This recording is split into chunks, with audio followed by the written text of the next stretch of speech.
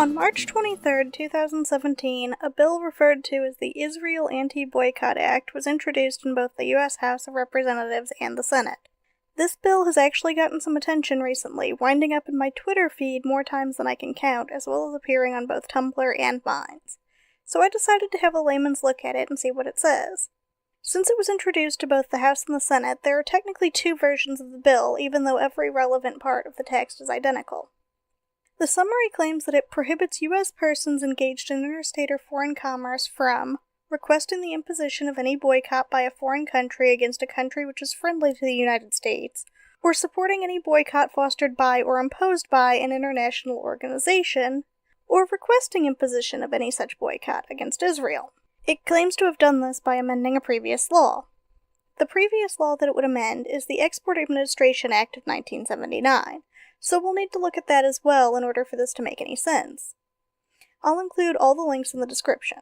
Skipping past the statement of policy and modifications of the previous statement of policy, which appear to just state how Congress itself intends to act in various regards. The first thing this bill seeks to do is add what is prohibited of any United States person with regards to interstate or foreign commerce, a prohibition against requesting to impose any boycott by a foreign country.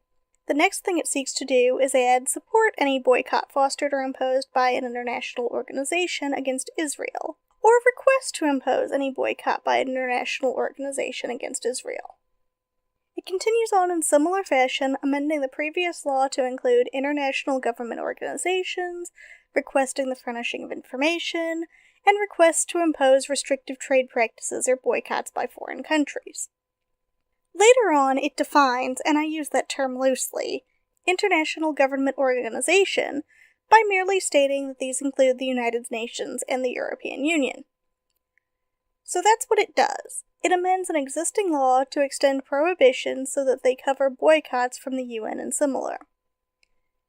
It also adds to the list of things forbidden mere support for these boycotts, or requesting the boycotts, or even requesting information on the boycotts.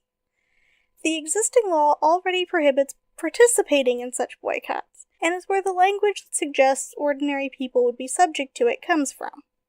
That said, it doesn't appear, so far at least, to be used against ordinary people. It appears to only be used to prevent companies from participating in such boycotts. Still, the Office of Anti-Boycott Compliance does state that it applies to individuals, and even U.S. citizens abroad or foreign residents of the U.S., if they're engaged in interstate or foreign commerce. To a large degree now, and certainly in the past, this would be something for businesses, not really ordinary people. But I do wonder how, or if, it applies in modern times to people who can just buy things from anywhere in the world on a whim. Of course, just doing this to companies could be potentially an issue as well. Why exactly do we want to force businesses to work with specific foreign nations, or prevent them from boycotting? I'm not actually sure how this squares away with corporations being considered people protected by the First Amendment, either. It would seem to me that at least much of what's being added are things that would normally be considered well within any person's rights. Things like requesting information about and supporting boycotts and other actions. Even advocating illegal action can be legal here in the US, depending on the situation, and simply supporting or asking for details on something definitely is. So with all that said, and my own concerns vaguely out there, let's see how both sides are handling this mess. Of course, I won't be able to cover every single source to exist. One of the first articles to catch my attention was on the Daily Beast.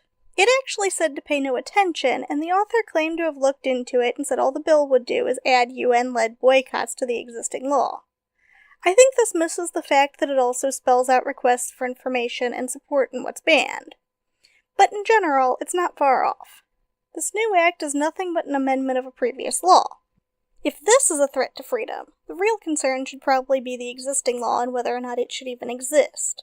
The article also mentioned the American-Israeli Public Affairs Committee, which has of course been praising the bill, along with another BDS bill. The article mentioned the American Civil Liberties Union as well. The ACLU, of course, has been opposing it on the grounds that it punishes people for their political beliefs. A Washington Post opinion piece claims that it is a serious threat to freedom of speech, and seems to believe it would apply to ordinary people in their day-to-day actions.